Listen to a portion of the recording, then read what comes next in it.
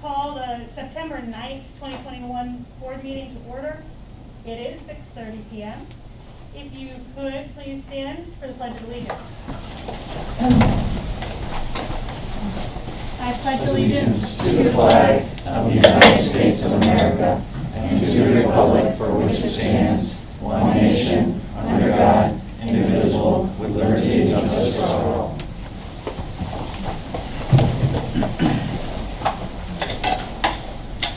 Thank you. Tonight, for the first order of business, we have a recognition ceremony. I'd like to first thank everybody for joining us, the families for coming, and to let you all know that Jennifer is sorry she couldn't be here. She was very sad to miss this presentation. From here, I'll turn it over to Travis to start things off. Sure. I'm excited to write down rather than go off the cuff because I didn't want to forget anything because it's just such an important thing. So, Make sure you speak. oh yes. Last year, after his passing, we decided to name the boardroom in honor of Dave McKay, who, among many other lifetime accomplishments, was a Hamilton Central School board member for 26 years. Today, we commemorate him and unveil a plaque in his honor, which, get the gist. And it says, Dave McKay, Board of Education Room, in loving memory of his 26 years of service.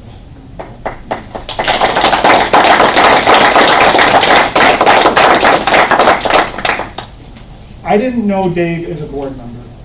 Others will speak more to that, but instead I knew him as my neighbor for some 16 years or so. I observed him to be a very meticulous, knowledgeable, and generous man, and those qualities of his surely carried over to his years of service to our district. Perhaps most people do not fully realize just how time-consuming and at times stressful being a board member can be.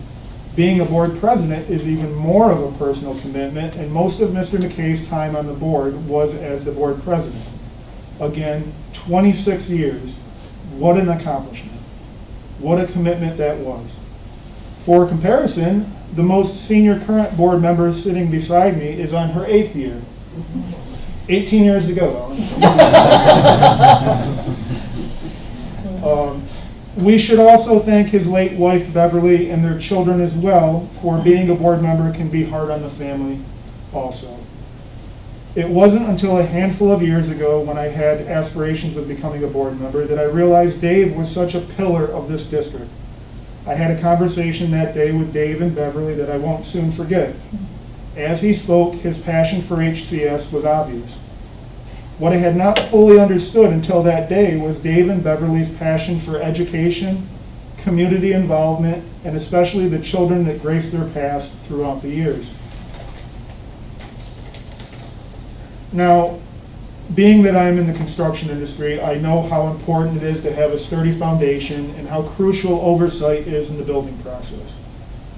I mention that because here at HCS we pride ourselves on our many accomplishments and the quality of education that we provide.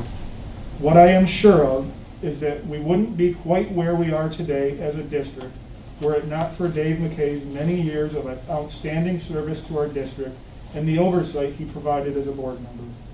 We're very proud to name the Hamilton Central School boardroom in honor of Mr. McKay.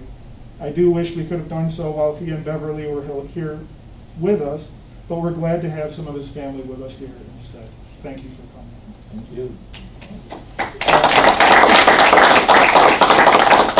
Last, thank you for everything, Dave. From everyone here at HCS, past and present, with this plaque, you will continue to be remembered for many years to come and be the standard bearer for future board members. Michelle and Bill, I'll turn it back to you. So do you want to pass the plaque around? Sure. In preparing for tonight's meeting, we asked for some special guests to join us to reminisce about the years and their time with Dave.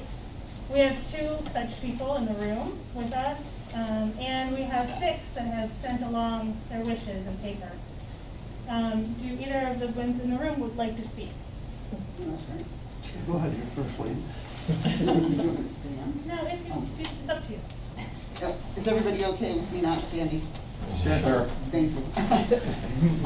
I also wrote something down because I was afraid I would blow it. So, when I think of Dave, I think of a man who's gentle and kind, a man who served as a mentor to many throughout his career and lifetime. As a teacher, a counselor, pillar of the community, and a family man. Dave was what I would call a historian, a keeper of the history of Hamilton and of Hamilton Central School. He knew the background information about so many situations that would come up as we worked together on the Board of Education, and would impart that knowledge to us on the board so that we could make that informed, we could take that information, add it to what was current, and make the best decisions that we could. He didn't talk from rumor or preference, but from facts that came from living in a community and loving that community for so long. My time on the Board of Education was made so special by having the connection to Dave and of course Bev. I've always looked forward to our conversations and to learning something new with each and every one of those. We shared a love for Colgate hockey, about which we would spend hours chatting during our retreats or our chance encounters in town, at Sunday breakfast in Boutville, or just in the Village Green. Dave will be missed by many. He would be humbled by the dedication of this space in his memory. Thank you.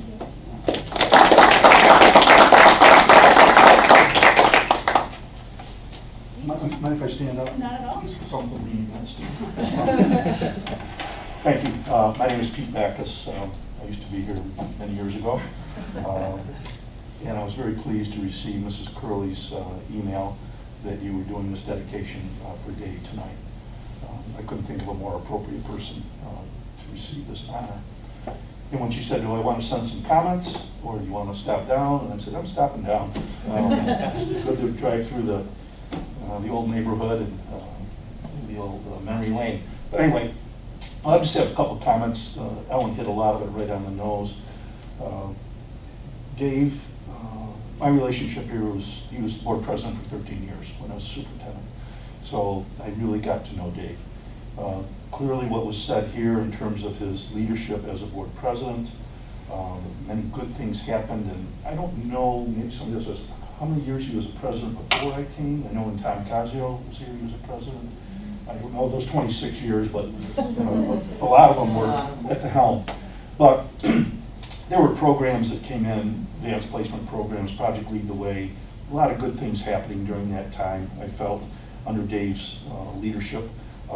Budgets were passed, I think, in the 13 years as he was president. None ever was defeated. I don't remember any were ever defeated, but that, again, was Dave's understanding of the community and knowing what student needs were and balancing it with the ability of the community to provide those needs. Building projects, I know when I was here we had 2. I came in on the tail end of one, we had one, and as I left we were doing another one. Again, Dave was instrumental in the planning for those. The thing I just want to point out, I'll try not to talk too much, is what he meant to me in terms of my development as a superintendent. You know, when you prepare to be a superintendent, you take classes, you get certified, you take all the school law courses, the curriculum courses, and whatever. And Mr. Dowsland, I think, can attest that when you come into the position, you feel pretty comfortable about, you know, instructional leadership and curriculum and even some school law and whatever. The thing you don't have is the board superintendent dynamics relationship. And those on the board know how important that is. And Mr. Dowsland knows how important it is because they are the governance team. And a governance team is part of the superintendent as the day-to-day chief executive and the board as the oversight of the entire district. If that gets out of whack, a lot of things can be detrimental to the students. And I didn't know it at the time. I was a little bit anxious, of course, about this whole dynamics. But Dave, I think right from the first month or whatever, would come in, and after Mrs. Curley came, you can attest to this, he would be in almost weekly. And stop in, and I'd be sitting at my desk, and I'd see him come in and go, uh-oh, what happened to the community? What's this going to be? But that was just the first couple months. I quickly realized he wasn't there to complain or catch me or whatever.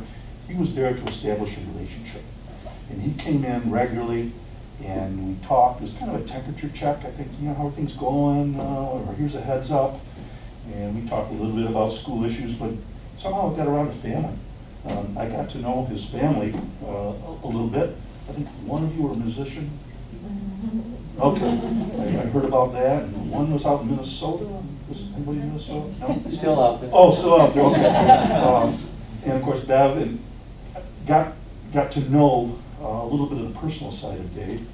And then we talked sports, Yankees, Colgate, HCS, talk music, whatever. And at the time, I thought we were just kind of, chit-chatting. But I didn't realize, as I thought more about it, I think what he was doing, two things. One, he was trying to build trust and communications between that office and the board. And doing it in a way that there wasn't a problem to begin with, so you had to scramble, but slowly develop that honesty, confidentiality, whatever you want to call it. So when there was a problem, it would be so easy to talk with Dave and the board. And the second thing he did, it goes back to that family, and he'd always ask about my family.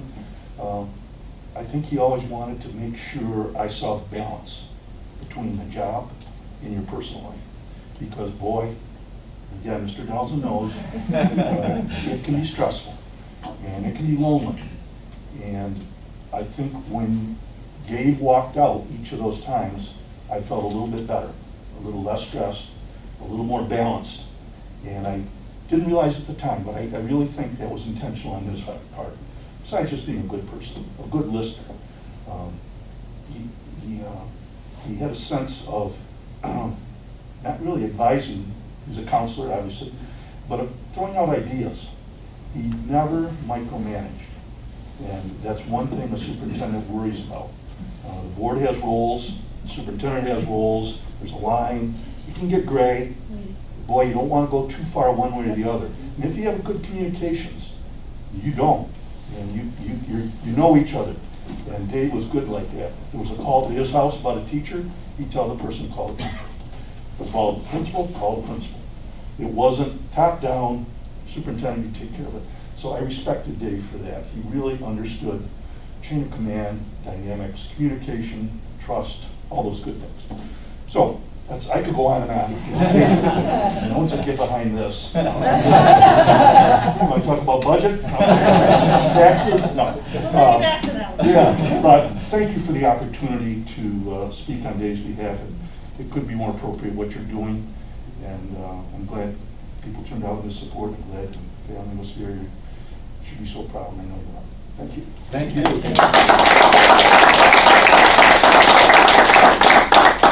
We have 6 more things. 6 more people wanted to give their best. So Bill and I will go back and forth and do that. The first is from Sally Campbell. I'm sorry I'm unable to join you in honoring Dave McKay. Dave was a humble, thoughtful public servant. He dedicated many, many years to the often thankless job of serving HCS Board of Education. Dave always acted in what he sincerely believed were the best interests of the district. He solicited opinions and was measured in his replies. Few people ruffled his feathers.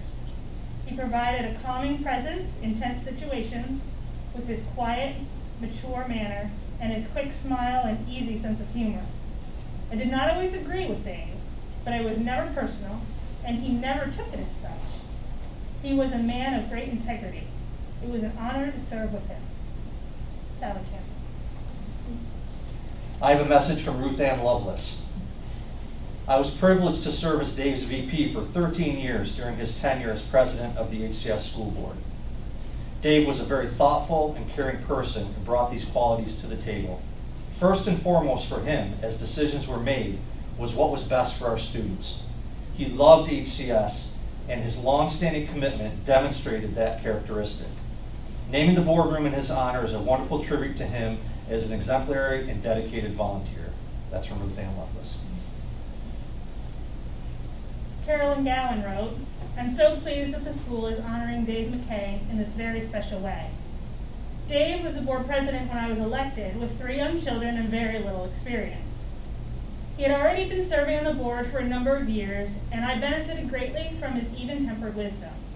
He very kindly showed me the ropes. Dave as many of you know, was very shy and a quiet man. He had very little to say in meetings, most frequently weighing in on issues of precedence and thoughtful decisions of history of the motion before the board. It should also become no surprise to the people in this room that things can become very emotional and difficult at school board meetings. As president, Dave was often able to diffuse these situations. I suspect that his many years in school counseling gave him some helpful tools. I think that it is an understatement to say that Dave and Bev were very active in the community. My husband Ivan used to chat with them while he was working the chains at the Colgate football game. Some years later, after we both retired from the board, I used to catch up with him at the food cupboard when I was dropping things off, and where he was a regular presence at the desk there. He always asked about Ivan and the boys and took particular delight in talking about his own children and grandchildren. When my board term ended, after 6 years, unlike Dave, 26, I got a very lovely plaque and a delicious piece of cake, and a nice round of applause. But far more special to me was Dave leaning over and patting my hand and saying, "I will miss you." Carolyn Gowan. I have a letter from Susie Gustafson. What a fitting and lovely tribute HCS has offered in naming the professional development room after Dave McKay. When I was elected to the board, David had been serving as chair or president of the board for several years already, but it was his personal style of how he presided over such a diverse group of elected members that made him so outstanding as a chosen leader. In those days, we were elected to seats of representation. There was the farm seat, the university seat, the village seat, etc. Thus, when potential school board candidates ran for a seat, it would represent that particular interest group. So it was with that backing we came to the table. Old Hamilton names like Baker, Kuiper, Jakeway, Van Tine were prominent in elections, local politics, and I heard some killer poker games. Dave knew everyone. There were times when there was such controversy in the community, our board meetings would fill the auditorium or cafeteria. But David always led with such a quiet confidence that he made us all look good, and we let him. He was considerate of the person speaking and always thanked them for their concerns, or he'd give that certain nod he had when they were finished that respectfully helped them conclude their thoughts. Always patient, always kind in his effect. When we would go into executive session as we were evolving as an organization, he would show support for our superintendent by directing the agenda with a motion to approve their ideas or implementations, or not. It was meant to offer clarity in the motion and gave us permission to consider the weight of the proposal. That personal accountability connected many dots on the timeline of some big decisions that are still in effect today. Of course, anyone who has served on a school board knows the value of precedent based on due diligence. David was a living, breathing timeline. If we were in executive session and we were discussing a new policy, he could immediately draw the precedent or historic position quickly and fast forward to the issue and how it may or may not apply with the then present context. He was a quiet genius that served our school community graciously and selflessly. I would be remiss not to mention the lifeline that kept Dave so connected to the higher purpose of service in our village community, and that would be his own Beverly Gustafson McKay. Bev was a quiet, very smart, unassuming woman who was Dave's life compass.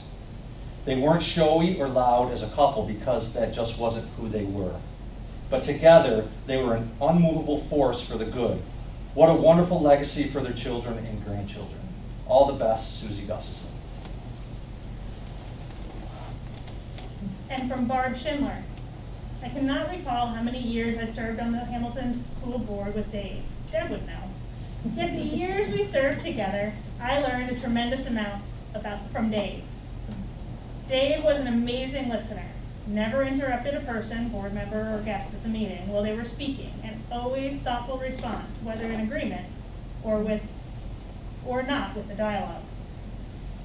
Dave was rich with history. When a board member would ask for a question of past decisions and why a certain policy or procedure was in place, Dave was able to respond and share, back in '94, this was the situation that drove the change in the practice.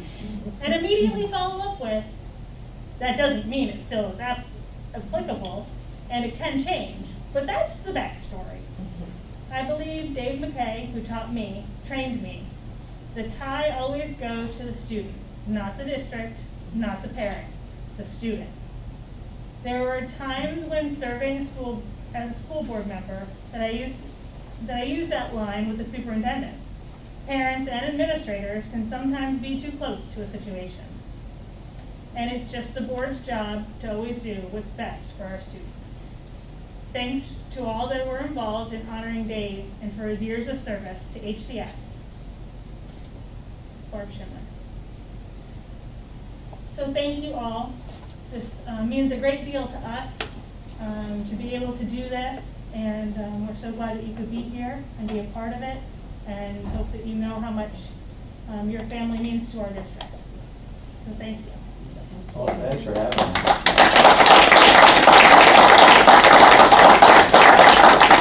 We do have cake and water, if we'd like to stay and have a piece of cake for everybody. Dr. Backus and Ellen Murray, thank you so much for coming. We appreciate it, it's great to see you. Talk about an influence on the district. You both had tremendous impact on our district, and we're forever indebted, so thank you for showing up. We appreciate you. Thank you. What is the year of that picture? Old. That was, Something. 2000, No, it was no, 90. It was 94. 72. 1994 or 95, one of those. So, 72. because I pulled out like 3 or 4 of them, and that's the best picture that we could get to come up. Oh, that's not too bad. We had some really we'll bad send these pictures. along in an email as well. Hey, thank you. Do they need a recess? Do they need a recess? Yeah, take a, No, I mean, don't they have to like? oh, just how, oh, yeah, you should, well, we don't have to. My husband, we used to bowl together. Well, that's right. Yeah, so, Take everybody, and then we'll get going with the rest of the yeah, meeting. see, We're gonna,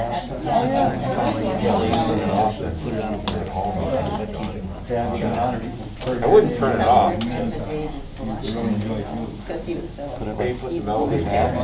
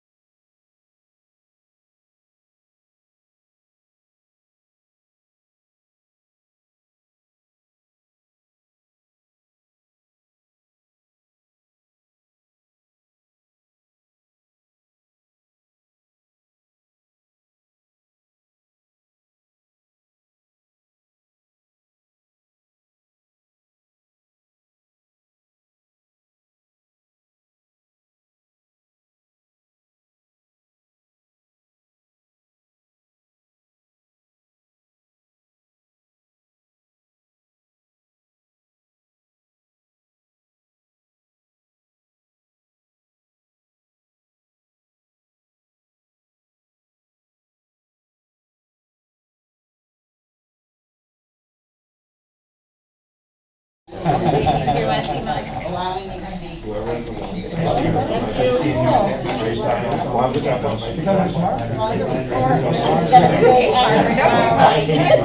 And my pizza.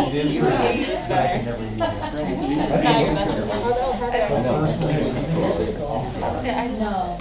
Hopefully this thing isn't peeking up. It's scary. Just walked out.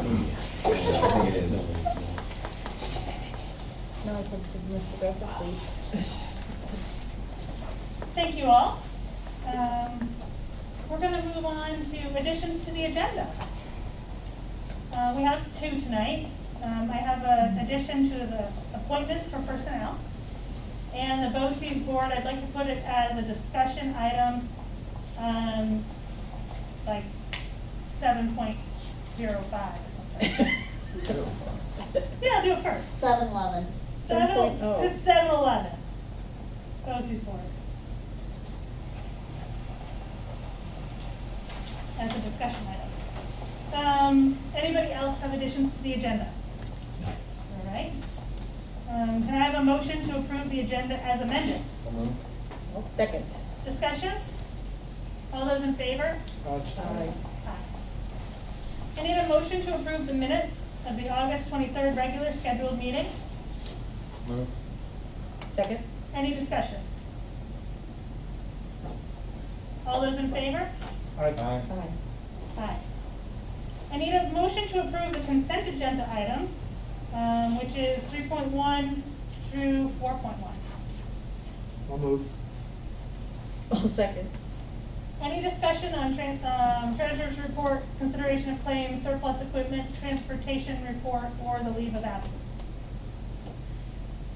My only question about leave of absence is there a timeline for when those are to be submitted, or is there no standard timeline? For which leave of absence, or in general? In general, Or actually, in in general. general, like if, No. no. Okay, it was truly just a question. Yep. not- Thank you. Other discussion? All those in favor of the consent agenda?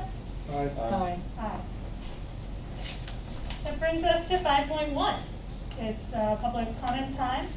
If there's anybody online or in the room that would like to speak, now is your time to do so. Please remember, we have a 3-minute timeline and to state your name to begin the comment.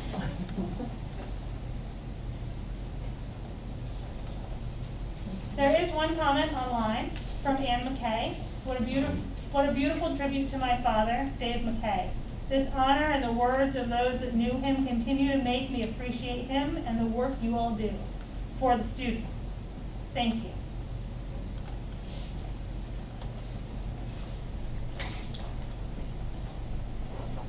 It brings us to 6.1. We have appointments and we'll do them individually.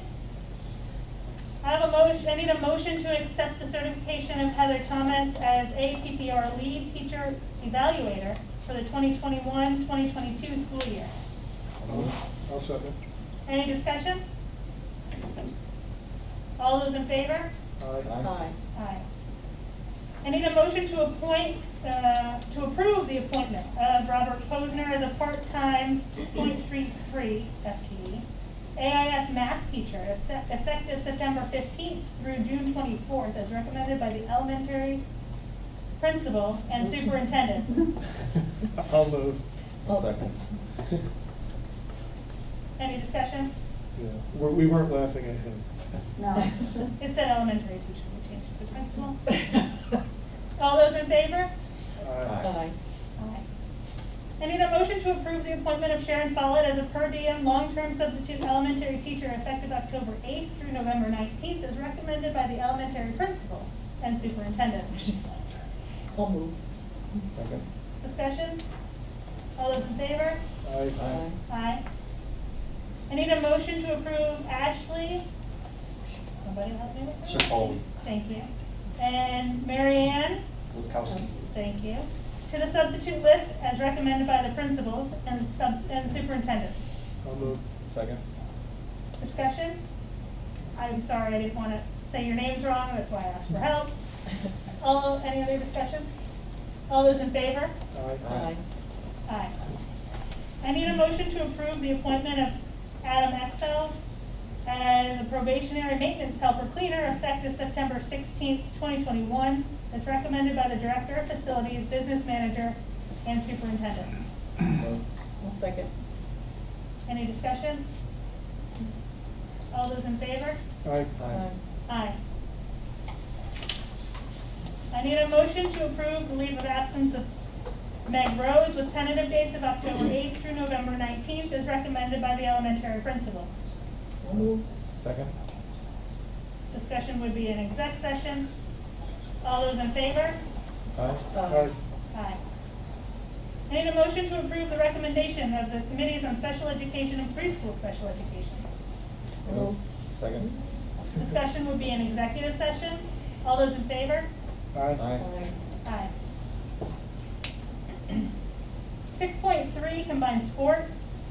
I need a motion to approve Hamilton's participation in the Sherburne-Earlville swim team for the 2021-2022 season, as recommended by the athletic director and superintendent. Second. Any discussion? Same thing I always ask. How many students are doing it? 5. There's 5 that have expressed interest. Awesome. Where are we with their reopening policy in regards to sports? Following the same that we do here, and that's kind of across the board with all the ADs in our Center State Conference League. So I would just stay in touch with their AD to make sure that we are complying with everything and also following our own meeting plan here for our students. So that discussion is coming in the next week because we have another AD meeting scheduled. And is it independent transportation? Yes. And all of those athletes are aware of that as well. Good luck to them. Any other discussion? All those in favor? Aye. Aye. That brings us to 7.1, administrators reports. This month is verbal again because we just had a meeting 2 weeks ago. So we decided to let them just keep things brief as we just opened school, and next month we'll go back to writing our reports again. Can I ask that some points just the athletic update go first? Sure. So Emily can give a report and then go home to her family? Well, then forget Yeah. So athletic update. Okay, I'm gonna stand at the podium. Okay. I have a couple papers. So, we're beginning the fall athletic season. The preseason for JV and varsity sports started August 23rd, modified started on August 30th. And currently, out of the 272 students, 7 through 12, we have 140 athletes playing a sport, which is about 51% of our secondary student body, which I think is pretty outstanding given the size of our district, being small. We have 10 fall teams here at HCS, cross country at the varsity and modified level, girls soccer at the varsity JV, which is the first time in a really long time that we've had a girls JV team, as well as modified, boys soccer, varsity JV and modified, and volleyball, varsity JV. We have 2 sports at other schools, football at Waterville combined with a varsity and modified, and field hockey at Morrisville with 1 modified student playing. I'm pretty impressed that we have this many students participating, given the fact that in the last week or so, a lot of area schools have had to cancel fall sports teams because of low numbers. So I think that's pretty impressive for our school that we can have that many kids participating. Volleyball and football, because they are high-risk sports, unvaccinated athletes are being tested once a week by our school nurse. That is per the opening plan recommendations by the Madison County Department of Health, the CDC, and so we are following that. And I just want to say thank you to the school nurse for undertaking that and doing that. It's a great help. Indoor sports, volleyball, masks on for our opening policy. Outdoor sports, masks are not required, but encouraging the social distancing on the bench and bleachers when we can. As for following along with other schools, other ADs, we are in constant contact with each other. A lot of meetings are being held through Zoom to make sure that we're all following the same protocols for COVID, staying on the same page, and always communicating with each other when questions do arise. So we're keeping our combined athletes safe as well as when we go to other schools or they come here. So, do you guys have any questions? I do. Yeah, go for it. It's kind of an easier one, so maybe. Is there a referee shortage?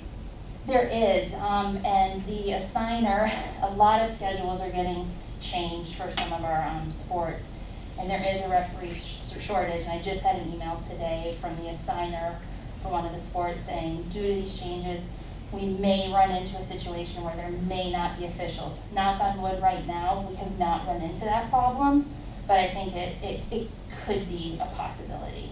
So what happens in that scenario? Find out if there's no referee? So if there's no referees, we'll try to reschedule, and if worse comes to worse, a potential cancellation of a contest.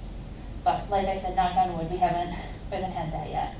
The only thing we've had was yesterday, cancellation due to weather, so that game got rescheduled. That's a great question. Thank you very much. Okay, thank you so Thank much, you. and thank you for your support of athletics, and thank you to administration and our buildings and grounds for getting everything ready for our athletes. So, thank you. Thank you. Thank Have a great Good night. night. Thank you, you too.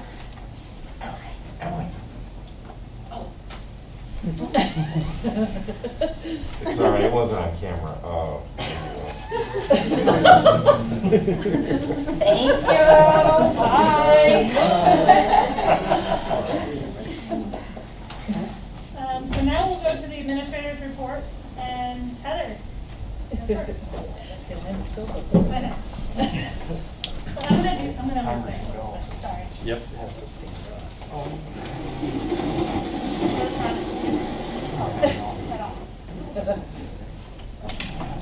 Good evening.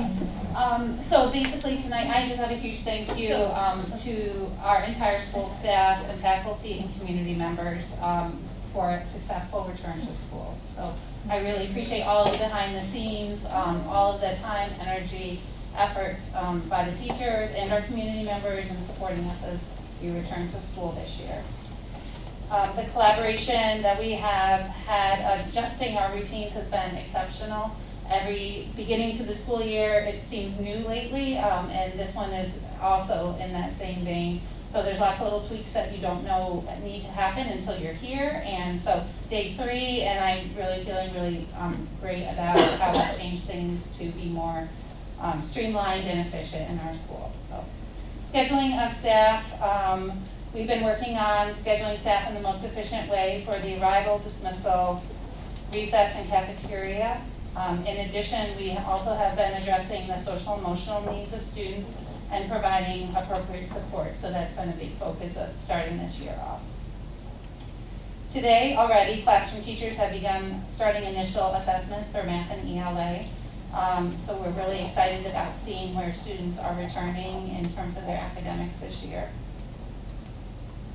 We also have been planning extracurriculars. So we've been planning for a fall play for students in grades 3 through 5, afternoon reading program in grade 1, our club for grades K through 2, and a running club for grades 3 through 5. In addition, the music department is also planning for parent information night for the end of September. And teachers have been starting to talk about open house planned for October. So we are off and running and just anxious to continue going and just happy to be back to school. Thank you. Any questions? Great job. Thank Thank you. you. Mark? Yeah. Put it up.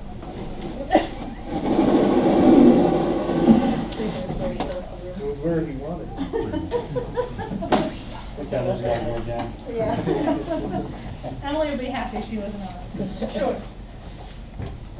So our conference days went well. I think that we saw that in the first opening day with how smooth things went with people. We're into day 3, and the first couple days, students finding classes, teachers finding classes, everybody trying to get everything going. But today, the third day, it seemed as if we really haven't missed a beat really, and students know where they're going, classes are going well. We're continuing to work to fill the aide position we were trying to fill. But in the meantime, we have some veteran substitutes coming in. They're doing an awesome job covering those two positions. We're working on establishing the secondary steering team, so I sent an email out today, and then we're gonna get that together soon. Tomorrow, I'll be meeting with BOCE's curriculum committee, and this is a group that gets together and talk about a bunch of different things. But we did start this summer with a large group meeting with Mitch Center, who kind of guided that, and we're kind of shaping what this committee will do for our BOCEs and all the component districts this year. And then next week is our first secondary principals meeting, so you can hear from all the different districts how their opening days went and some of the issues that they may be running into, and it's a really good venue to problem solve and hear what everyone else is doing. So, thank everybody for all the work. I think the opening days have gone well, and we're off and going. Great. Thank you. Any questions? Thank you. Heather? All right, I was gonna do mine from there, but I can't.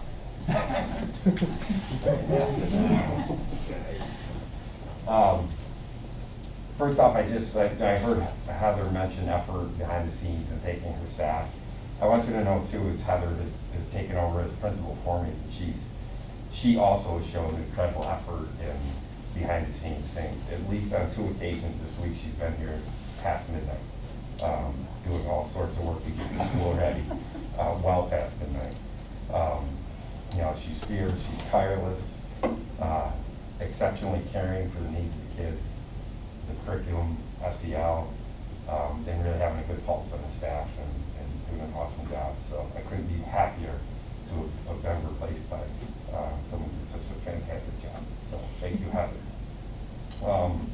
Also, we had a last-minute occupational therapist that retired, really last minute, so that kind of put us in a place that we advertised, screened resumes, we interviewed teachers or occupational therapists, all within a 2-week period.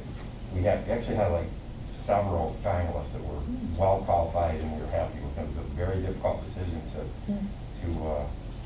find that one candidate for us to choose from, but we'll have a recommendation for you here, hopefully in the next day or two. So we're in good shape with OT. My SEL team met with Mark in the high school. Victoria Dow, our high school counselor, met with the Aperture team today. It's a group that does DASA for us, the social emotional learning screener that we have. They have a new product. It's called Student Self-Assessments for 9th through 12th graders. It's a 55-question assessment that 9th through 12th graders would take. And what it does is it outlines students in 7 different specific skills, from self-awareness, self-management, relationship skills, a few others. After the students take the self-assessment, they get the results back and have time to really look through where their strengths, where they're typical, and where their areas for growth are. And with that, each student is given a personal growth plan with options of activities that they can do to achieve personal growth in whatever area of SEL they choose. They're given a series of challenges and earn points by completing the challenges, a little bit like a Boy Scout kind of earning merit. So it's a new product that we're highly interested in it. They're getting together a cost for us, and we're going to take a deep look at that. Quite honestly, what we've been doing the last couple of weeks has really been a lot of little things that we really can't go into detail about. From coverage from age classes, helping students, covered lunches and breaks, and intake meetings. And so just lots of little things that have been going on. Any questions? Thank you. Thank you very much. Thank you. Chris?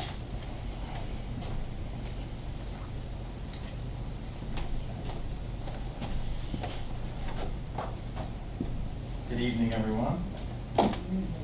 So I'd like to echo the kudos and thank yous that the rest of the administrative team has put out to everyone, working really hard. It's really nice to see all the students back in class, back in the building. Everything seems to be going pretty smoothly. As for the technology team, in the past 2 weeks, I can boil it down pretty simply to just being Johnny's on the spot, instantaneously ready for teachers and students. The idea is to try to make sure they have everything that they need to do all the things that they need to do. So we've forwarded our phones to our cell phones, and we are running around the buildings, making sure that students who we may have missed here or there that didn't have Chromebooks have got them. The teachers' accounts are ready to do what they need to do. And that's really what we've been up to. I can't thank Mr. Larson enough. We've really had a tiring few days, as has everyone, but it's been really worthwhile. Questions? Thank you. Thank you. Thank you. Matt? You thought I was going to skip you, didn't you? No, of course not. We say, glad you didn't call me first. Well, I saved the best for last. How's that? Perfect. Great to be back. Everything's going well. I specifically want to thank our support staff. Obviously, it's a full team effort, but thank people for their patience, custodial staff, food service staff, bus drivers. The first week is rough under normal circumstances, so I want to thank them for their patience in getting things right. Our tax collecting is commenced. Mrs. Curley is very busy, so I want to thank all the people that come in and see us and support us with their tax dollars, and also for sending those in. So it's much needed this time of year for cash flow purposes, so that's a good thing. Capital project, we're right in the middle of phase 2. We're a little bit behind schedule because of some supply chain issues with getting the interior doors and hardware here. You may have noticed, or you'll notice when you leave, like most of that work is being done second, third shift, is to not interrupt any of the instructional happenings during the day. So we're in a good place there as far as things getting done. The second round, the big chunk of our federal funding, the applications due September 30th. We're pretty much done with that. The assessments that Mark, Kevin spoke of is really going to drive how we do what we're required to do, and primarily after-school programming and summer programming in the next 2 to 3 years. So we'll be working as a team and getting stakeholder feedback and input to really implement the use of the federal funding. Our SRSA funding, which is the first round of the big federal funding, our budget was approved, so that's good news. And then lastly, audit, next month, 5:30. I know it's an agenda item, but we closed out June 30th, 2021 successfully. We're in a good position fiscally heading into this year and next. So Swinar and Company will be here on the 14th at 5:30 to receive the board and present the audit. Great. Thank you. Anybody? Thank you. Thank you. That brings us to superintendent's report. Bill? Thank you. I just want to echo, I'll get into the alarming numbers in the county in a second, but I want to thank our students for their work in following our mitigation strategies for our opening. You guys are doing a great job. And we understand it's not easy, and to do what you're doing to allow our school to stay open is very much appreciative. So thank you. Thank you for being here as part of your civic responsibility with your class. So we appreciate that. And while I'm giving out thanks, this administrative team sitting here has worked tirelessly to provide the opportunity to have 5 days of in-person instruction every day. And I can't thank them enough for their hard work, their commitment to kids, and their commitment to this district. It's not easy, and they do a tremendous job, and you'll never hear them complain about their job. So thank you very much for the efforts that you've put in to make this all happen. So thank you very much. Alarming numbers. So we had a call with the Madison County Department of Health today, and there are now 220 active cases in the county. And unfortunately, the Hamilton Township has the highest rate of active cases in the county with 53. And to just put this in context, on August 17th, there were 70 cases, number of cases in the past 7 days within that time frame. On August 17th, there were 70. On August 25th, there was 83. Today, there's 168. So the rate of positivity is increasing exponentially in the county. And we need to be really diligent with our mitigation procedures. We need to make sure our kids are wearing their masks every day and they're wearing them properly, that we're distancing. We can talk a little bit about the Corsi Rosenthal Cube initiative that we have going on. And I just want to state publicly that these cubes that we're putting in place are just an added layer of protection. Our HVAC system exceeds all standards and codes. It turns over air at a great rate, but we, through the work of Dr. Woods and Dr. Perrin at Colgate, this is just an extra layer for us. And we're so appreciative to Dr. Woods and Dr. Perrin for kind of leading this initiative for these Corsi Rosenthal cubes. They're really cool. It's a great community project, and it'll just enhance our air purification. Especially in places without masks. Right, Cafeteria right. and stuff. So we're looking at the cafeteria, the gymnasium, possibly halls, hallways, that there's lots of traffic. It's just going to increase airflow, and it's just an added layer to help protect our students, our faculty and staff, and allow us to stay open for 5 days of in-person instruction. So we had our first cube delivered today. There's a lot of excitement about making these cubes and putting together. I submitted a grant to the Emerald Foundation for funding for 20 of them to be purchased, and then hopefully our students. I talked to Mrs. Bosser today. She spoke at Rotary today. Rotary wants to get on board with creating some cubes, so you'll see them around the school. They're just an added enhancement to us to help keep us safe. They won't hurt. Huh? They won't hurt. No, absolutely not. No, and it's 4 MERV 13 filters and a box fan put together, and it enhances air purification. So I think it's a great initiative, and I think it'll help us. A lot of my time has been spent on putting together testing protocols. So the commissioner has a determination for a regulation that all faculty and staff in public schools who are unvaccinated have to have mandatory testing at least once a week. All students in grades pre-K through 12 who are unvaccinated with consent must be tested, unvaccinated. So that is a huge logistical undertaking that we're working with the Department of Health, Community Memorial Hospital, Mrs. Marcellus, our medical director, Dr. DeLorme, Quadrant Health, through the BOCE's grant that has given us the tests, and Upstate Medical Center to put logistically how we're going to test, put this together. And we're not a testing facility, but we were being asked to be a testing facility. So logistically putting that together is a huge undertaking. So a lot of my time has been spent putting that together. Hopefully next week we'll have a plan that I'll share with the board on what that testing will look like and the delivery of it. And we're going to have to start testing. And with that plan will come the consent forms? Correct. Yes. Yep. Yep. So any minor will have to have consent from parent to be tested. And if they don't have consent? Then we won't test. Okay.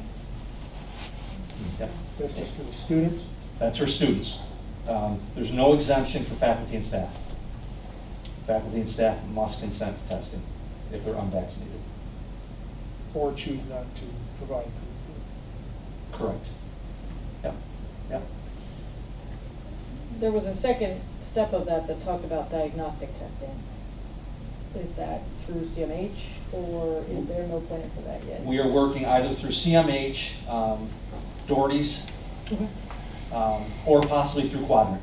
Those discussions are happening with Quadrant as well through Upstate. So those are all things we're trying to work logistically through right now. And then 2 initiatives to support our board goals. Restorative practices. Mr. Arquette has this book, and I believe, Heather, you have this as well? Not yet, okay. So this will be ordered through for our administrative team to start working through.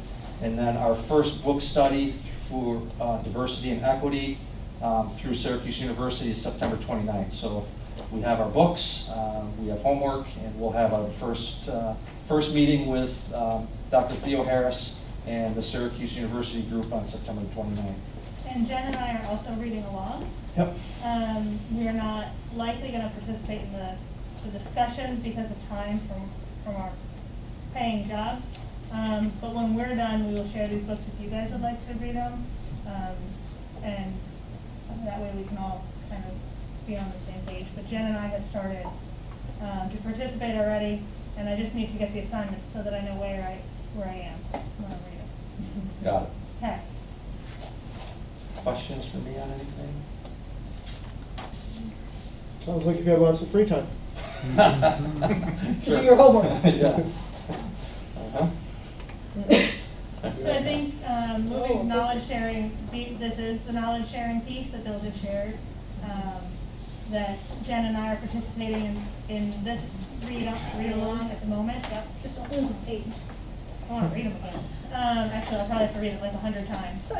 It's very good. I'm reading it very slowly, so that's why I need to know where everybody is, so I can try to catch up.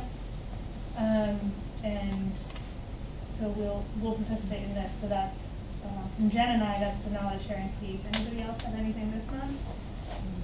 Okay. Just for public understanding, this book, when I mentioned the board goal of diversity, equity, inclusion, this is going to help us address the need for inclusive and culturally responsive teaching and learning for faculty, staff, and students. It's part of the DEI framework for New York State. Jen is not here, so we'll put the advocacy update on hold unless somebody else has something at the moment for that. She's our advocacy person. The Emerald Foundation update is that they have a meeting on Monday night at sometime, 7 maybe, that I'll be attending. So next meeting I will have an update for it. So that athletics update we already did. Extracurricular report. Principal, I think it goes to you guys. Yeah, it just extracurriculars are getting underway right now. Next month we'll have more to report as far as our extracurriculars and what clubs are running, our participation numbers, and what they're up to. Look forward to that. And if you want to bring somebody in to speak, like we have Emily here for the athletics, we can do that. If not, we can just share between the administrators with the information, depending on what's going on. 7.8 virtual open meeting. Bill? Yes, so NYSBA, New York State School Boards Association, has now put out a directive that we can go back to virtual board meetings. So as you know, we had virtual. There's then a directive that you could no longer have virtual board meetings. They're now allowing virtual board meetings. So I think it's important that we discuss the direction we want to go given this new directive. If we do move virtual, does Debbie deliver the cake to our house? Yes, yep. Debbie and Matt would be happy to do that. All right. Also, you get yours and there's a bite out of it. Then I know that you delivered it. That's right. You're gonna have to deal with it. So is it a reinstatement of the previous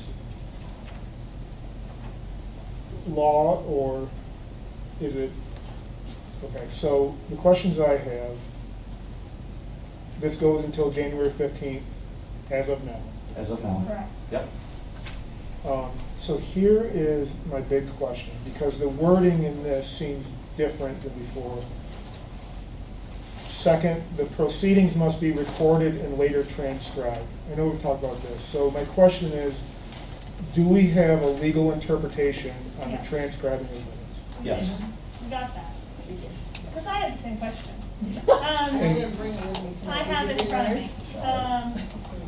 Meaning of transcribed in virtual open meetings law, reauthorization. Not aware of any official clarification to that term. But with Zoom, if you hit record on the toolbar, it will be recorded automatically and produce a transcript. And if you use Google Meet and not Zoom, districts could upload a recording to Spec. And I'm getting a nod knowing that we understand that, which will produce a transcript And, Does closed captioning count? and it says closed captioning underneath that. Because it does that automatically. Yeah, it's the automated transcription feature. Because we don't just use Zoom or Google Meet, we use YouTube. So it already transcribes. So we are actually in compliance with that currently. And I can forward this to everybody. But I had the same question, so we double checked with that. Other questions on that and thoughts? So this leaves the option, if numbers get crazy again, where the board can hold a meeting in person, but not have visitors to the meeting in person? Or we can all be remote. I understand that part, But yeah, all options. So I think currently we're all here and we're all feeling okay, but if the numbers continue to climb in the county and we have some issues in the school, it might be a discussion that we can have deciding before the October board meeting. And I think we'll just go in my mind, we go month by month, deciding what's in the best interest of the health and safety of our district, concerned with regards to our meetings. Yeah, I think what we took as I think the guide we used before, which seems like the most appropriate thing to continue to do, is does having the board meetings increase any risk to students or to our administrative team? Because any loss of learning for our students or any loss of our administrative team to be able to in the building is more important than us being here together. Whether that means limiting who comes to the meetings in person to just us, but I think also, as opposed to last time, vaccination rates are much different as well among those of us who are old enough to be vaccinated, so that might be another factor we can consider. So, especially with quarantine, which was an original concern, Right. not to put the administrative team in harm. My big thing, which I've said before, is, well, first off, I'm glad that this is here in case we need it, because the situation could arise where that will be needed.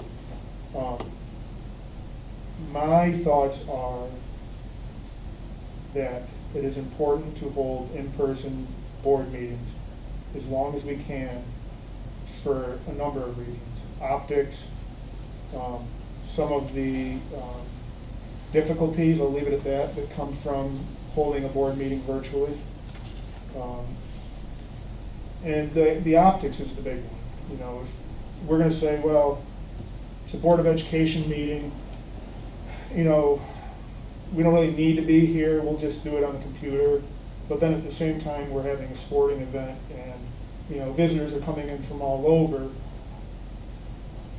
I'm not saying I would want to cancel that. I'm just saying, you know, just the optics of that are something to take into account. But again, we will do month that by month. on a monthly basis so that we can.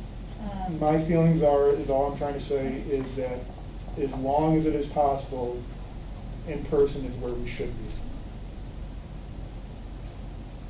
Other questions regarding the reauthorization of that law? The NISPA convention is being held in New York City. I think we all just got the pamphlet tonight. In the past, we've gone to NISPA as a team. 2 years we went and rented an Airbnb so that there was team building on top of team learning. And when we look at the cost to both attend and to stay in New York City, it's almost exactly double minus food for us to go to New York City. I think it's highly important to go to NISPA. I think it's highly important to do our team building that we've done and like we have in the past when we're going to this. However, I do not think it's budget friendly to go, and so I do not think that we should go as a team. However, if somebody would like to go individually, I think that is definitely a good thing to do because it is a good conference. But the cost to the district doesn't make sense when it's in New York City, in my mind. I agree. Yeah, I agree. Is it fully live this year, or is it live and remote? I think it's fully live. Fully live, I think. if you'd like to go, please let Debbie know, and she can hook us up, the individuals that would like to go, and then hopefully next year it's in Syracuse. So we can get back to the other way of going as a team and doing that way. Because I do think it's very important as a team to do it, and so I do think we should look at going back when it doesn't cost double. Syracuse will be almost nothing. So, Right? Yeah. Great. Auditor's report, just a note that next month we will start at 5:30. We will be in Bill's office, oh, maybe we'll be in here. We'll be here 5:30 with the auditors, and, but then our meeting will start at 6:30 as it normally does. So that won't change anything there. But please, I've updated calendars for your school board account, but if you have personal calendars, please update that as well. Can I just bring up one thing about that? Yeah. In the past, that meeting has often had dinner there for us. I don't know if it, I mean, for me, it's an expense to the district. I know it's not a lot, but also, I don't know, with COVID, if it's necessary to have that, maybe the administrative team can have their dinner beforehand. I don't know what other people on the board feel. I'm fine with I just that. don't want to have anybody go out of their way to do that if that's. I'd rather just concentrate on what they're Yeah, presenting. I'm fine with it if we don't have to have it. And I, you know, if you want, I mean, I can have them come at 6 and tell them to keep it to a half hour. I mean, that makes it easier. I mean, it's up to you guys. If they can do it in a half an hour, even, yeah, I think that's fine with me too. 5:45. Yeah, we're rescheduling. Yeah, we're not having policy day. You let us know what's best Yeah. for what you can Oh, work with them. no, really, it's up, I mean, with regard to the meal, it's fine. You know, maybe we can throw something simple together, but I agree, I think with COVID, it probably Yeah, makes so more sense to we'll not. skip the meal, and if we do change the time for 5:45. others, just let me know, or let Okay. us all know. Yep. Good. Thank you, Corey. Yep. Good thinking. Thank you. That brings us to 7-Eleven, which is BOCES board. We have a change to the BOCES board, and Harry is stepping down because of a policy that is written in the BOCES district, the BOCES board policy book. He is an employee occasionally of our district through being a substitute, and because of that, he can no longer serve as a BOCES board member. He thanked us for allowing him the opportunity, and I personally thanked him for doing it for us, and was grateful for that. So we do need to find a replacement. So if Jen is willing, or if somebody else is willing to help Jen with all those other meetings, whatever that committee is, I can take the BOCES board and do that for now until we decide what we want to do, if we want to bring somebody new on next year. But I think finding somebody now would be difficult and a harder conversation, longer conversation. So as long as we can cover those other meetings, because I don't want to double duty And the other up one there. is School Board Institute, right? That's Yeah. what that is? So we just have to check with Jen and see which ones she can't do, and then ask somebody to fill us for those. I can try that.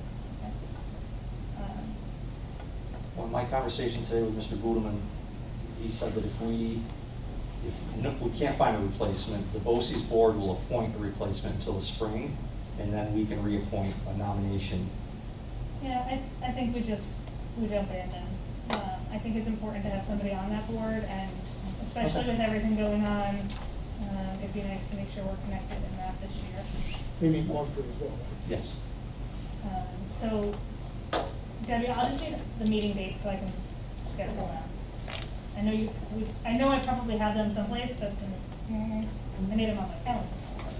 Do we need to appoint you, like, vote on this, or? Do we need to vote on it, Debbie? No, what BOCES will do, they'll actually send us the They'll send paperwork it. because it comes from BOCES, it's not Oh, from the that's right. elementary school, so it's a BOCES. So we'll approve it next month. If they send out the paperwork down to us, yes. But you're gonna volunteer to be on that, so. Thank you, Michelle. Thanks.